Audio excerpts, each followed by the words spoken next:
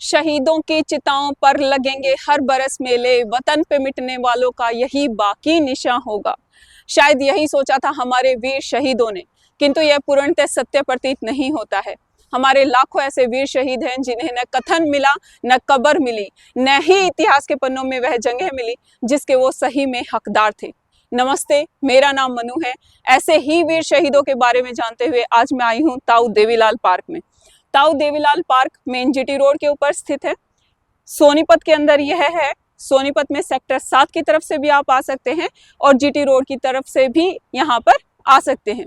Location में क्यों बता रही हूँ, क्योंकि जब मैं इस पार्क के महत्व के बारे में आपको बताऊंगी तो आप यहाँ पर आने पर मजबूर हो जाएंगे।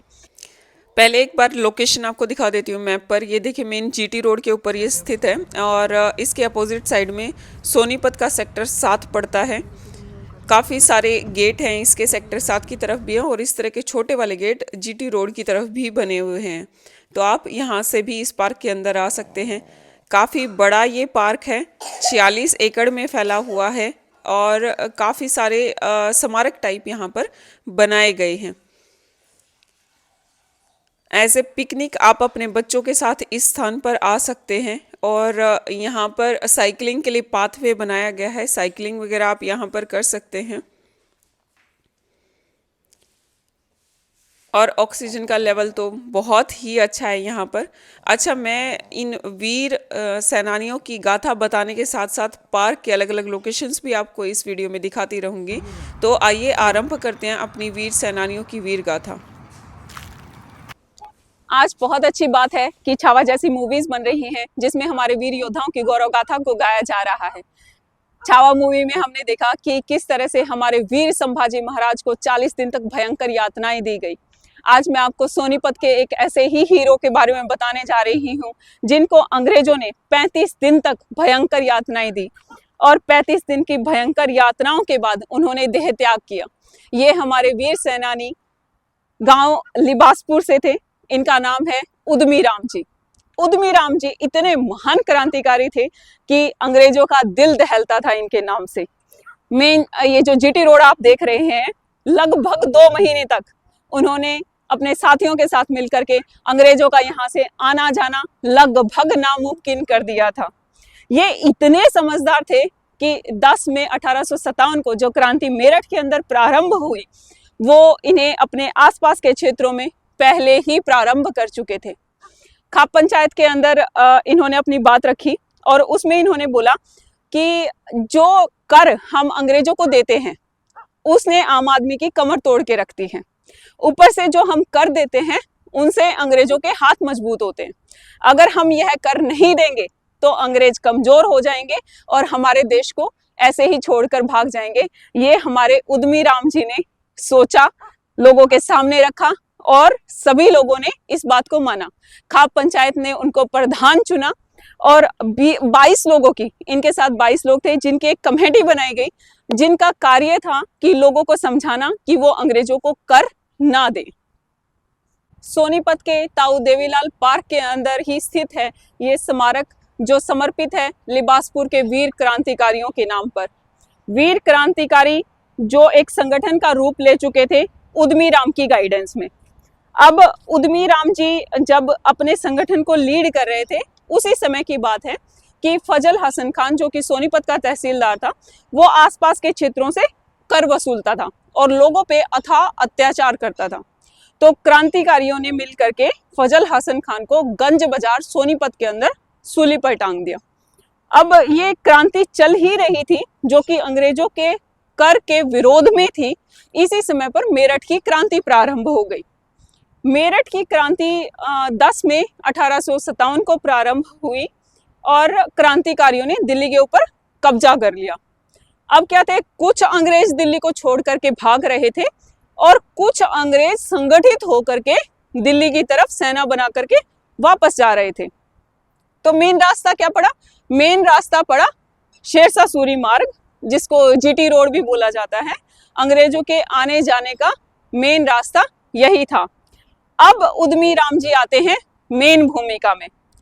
मेन भूमिका में आए, उन्होंने अंग्रेजों का यहाँ से आना जाना 2 महीने तक लगभग नामुमकिन कर दिया। वो यहाँ से आने जाने वाले अंग्रेजों को मार डालते थे।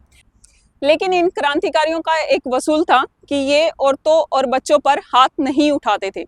इसी तरह से जीटी रोड से गुजरते हुए एक अंग्रेज अफसर को इन्होंने मार डाला और अंग्रेज स्त्री को, जो उनकी पत्नी थी, उनको बंधक बना लिया। बंधक बना के उनको छोड़ा बहालगढ़ की एक ब्राह्मणी की देखरेख में।